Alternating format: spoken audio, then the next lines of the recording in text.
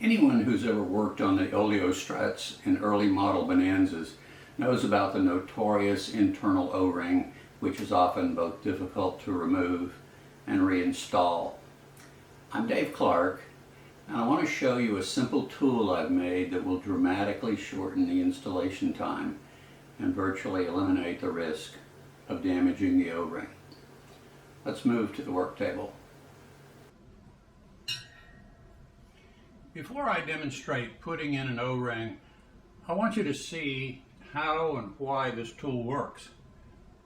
First, there's the delivery system. That is to say, this tool has two pistons that hold the O-ring in between them. The O-ring is folded over in such a way that it wants to go into the groove when you release the pressure on the two pistons. But the most important thing is that the tool is precisely aligned with the O-ring groove. I made a way of locking the tool into place before you open the two pistons. There is a 1/4 inch aluminum rod extending from the bottom of the lower piston so that when you push it into the strut cylinder, it will come out through an end cap with a set screw. This will give you a kind of third hand to hold it exactly where you want it. To achieve that, before you load the tool with the O-ring, you'll take the lower piston by itself and put it in the cylinder and calibrate that perfect position. After the piston is in the lower cylinder, you'll take an L-shaped Delrin tip on the threaded handle and place it in the O-ring groove. Rather than describe this, I'm going to try to show it to you with the O-ring bushing from another aircraft. I'm putting the L-shaped Delrin tip into the O-ring groove and pushing down. Now I'm raising the piston until the two make contact. I'm pushing upward slightly with the piston and then lowering the two together until the tip makes contact with the bottom of the groove. Now the top of the piston and the bottom of the O-ring groove are coplanar or even. This is exactly where we want to be. Okay, now I'm going to calibrate the tool by taking the lower piston and placing it into the cylinder. The rod will come through the other end, which you'll notice protruding down here. I'll unscrew the handle and place the Delrin L-shaped tip on the end of the handle. You can use a flashlight if you like, but I generally just go down the bottom floor of the cylinder until I hit the bushing and then raise up slightly, and then the L-shaped tip will go into the O-ring groove. I'll press down with the L-shaped tip, and then I will take the rod and push up on the lower piston. You'll notice that the two will move together. Now I'll push down on the tip, and at that point the top of the piston is coplanar with the bottom of the O-ring groove.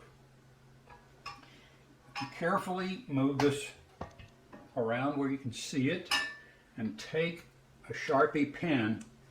You can make a reference mark right there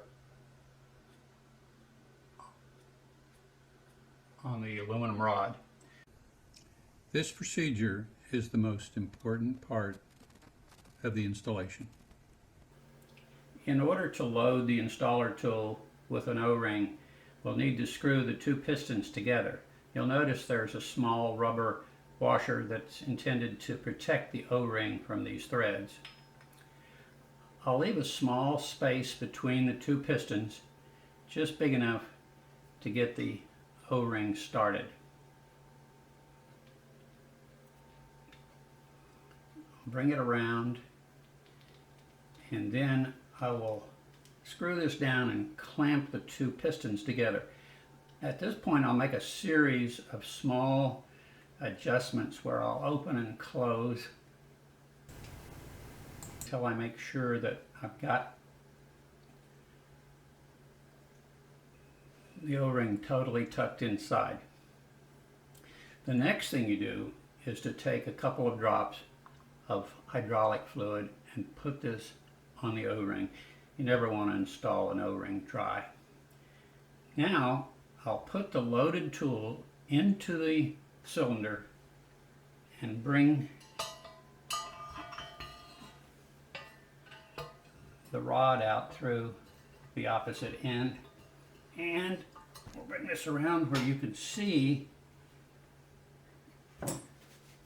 the reference line, and we'll tighten down the set screw.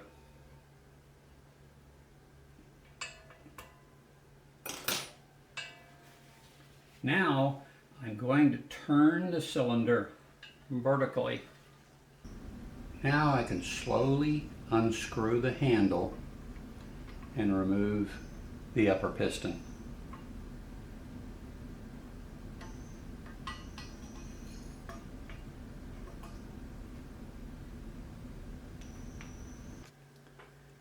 At this point, the O-ring is almost always partially inserted into the O-ring groove.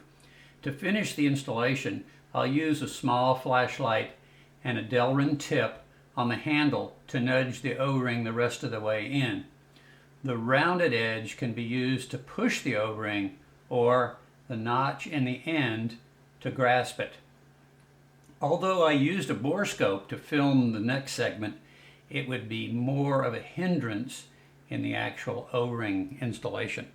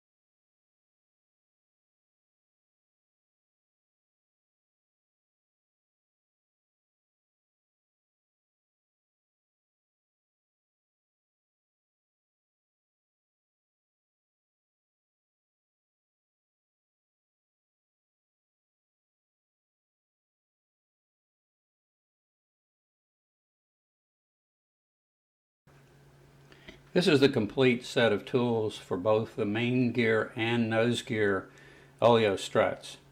Because the oleo strut for the nose gear is somewhat smaller, we've made an O-ring tool with smaller pistons. And because the end cap plug is different on the nose gear, we've made a end cap that has 6 holes in it to match the bolt pattern of the 6 small studs on the top of that cylinder. The O-ring insertion procedure for the nose gear is exactly the same as for the main gear.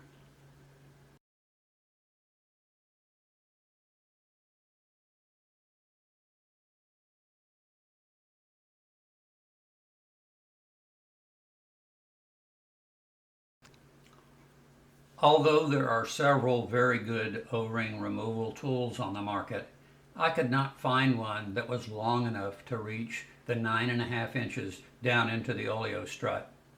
It soon became apparent that I was going to have to make my own. I tried a number of ideas, and the 2 tools I'm going to show you represent a distillation of that search. Ultimately, you will decide on your own method. Many mechanics will tell you that it's often as difficult to remove an old hardened O-ring as it is to insert a new one. Besides using a tool suitable to removing the O-ring, it's very important not to damage the bushing. If you are careful, the tool will only touch the O-rings.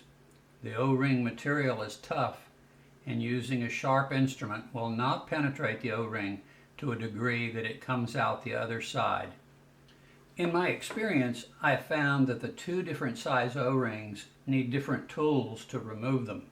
For the nose gear, the smaller O-ring can be easily removed with a tool that I fashioned out of a number 5 fish hook.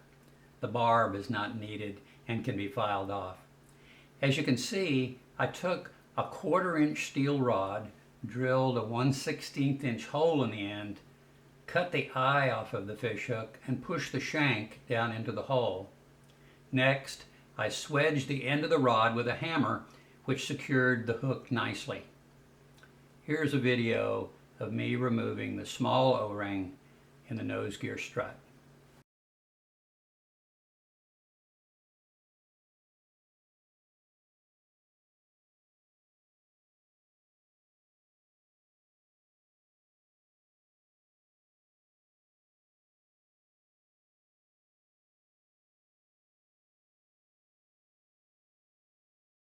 On the other hand, the main gear O-ring is much thicker and responds better to a stronger device that spears it and will break it loose from the groove. I used an inexpensive 22-inch screwdriver from Harbor Freight because it has a good handle on it. I cut 9 inches off of the end and then sharpened the tip down to an elongated thin point. I then bent it about 30 degrees, about 1.5 inches from the tip. This tool requires a bit of strength to impale the O-ring and a bit of patience to slowly rotate it to get the O-ring moving. If you move too quickly, the tip may simply tear out of the O-ring without removing it. Frequently, when the O-ring breaks loose from the groove, it will come out all at once and fall into the cylinder. It is also not unusual for an old hardened O-ring to simply break when you're removing it. Next, I'll show you a video of the larger main gear O-ring being removed.